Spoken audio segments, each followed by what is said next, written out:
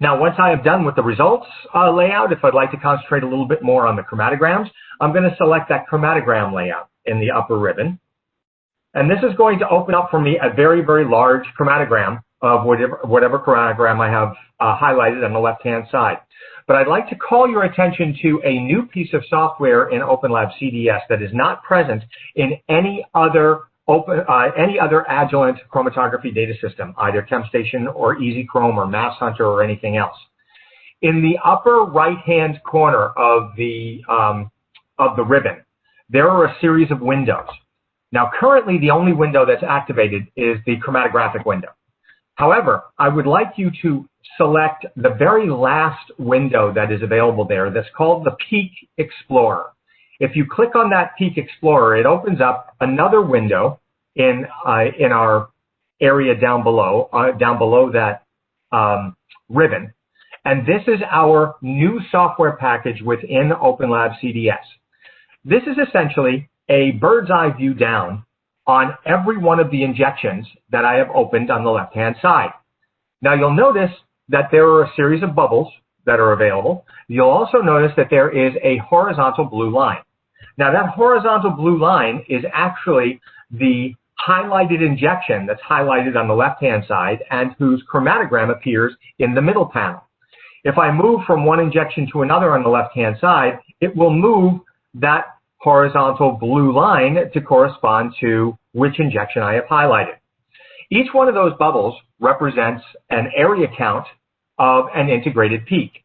Now, there are different colored bubbles because the gold or yellow bubbles indicate an integrated and a named peak. Now, any of the ones, let's say almost 80% through the injections, you'll notice that there are a bunch of blue bubbles. Now, those blue bubbles indicate an integrated but a non-named peak.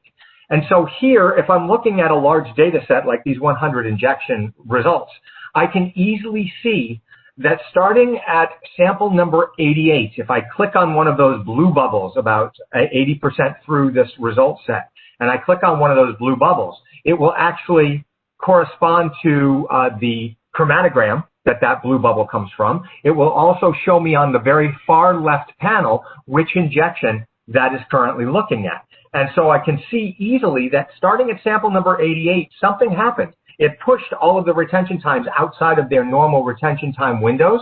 And so I am no longer able to actually have all of those named peaks actually named. So it's easy for me to see when something goes wrong in a particular analysis. Now, the other thing that's easy to see is you'll notice that about 10% through the injections on the Peak Explorer, there is one little blue dot in the middle of the last two golden sets of dots there.